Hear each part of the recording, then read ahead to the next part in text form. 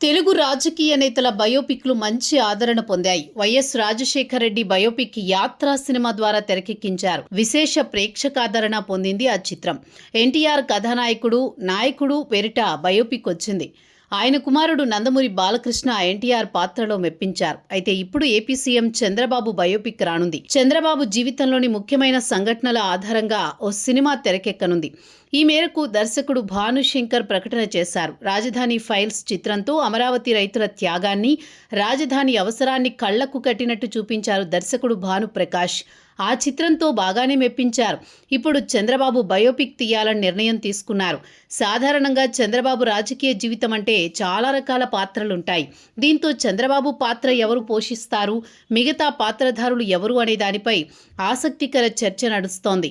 సామాన్యుడిగా జీవితం ప్రారంభించి విద్యార్థి సంఘ నేతగా ఎదిగి రాజకీయాల్లోకి వచ్చి చంద్రబాబు రాణించిన తీరు భిన్నంగా ఉంటుంది.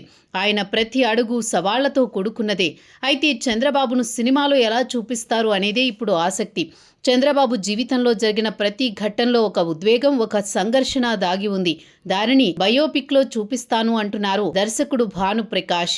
అయితే ఈ సినిమాకు సంబంధించిన టైటిల్, నిర్మాణ సంస్థ వివరాలు, షూటింగ్ విశేషాలు, ఇతర సమాచారం త్వరలో వెల్లడిస్తానని చెబుతున్నారు.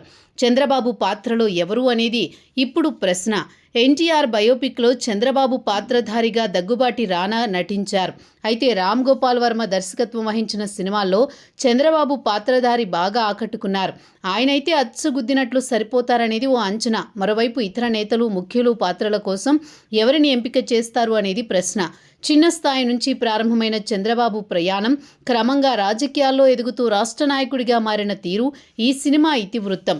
ఆయన తీసుకున్న నిర్ణయాలు, ఎదుర్కొన్న సవాళ్లు, ప్రజల కోసం చేసిన పనులు వంటి వాటిని ప్రజలకు సులభంగా అర్థమయ్యే రీతిలో ఈ సినిమాలో కళ్లకు కట్టినట్టు చూపిస్తారట.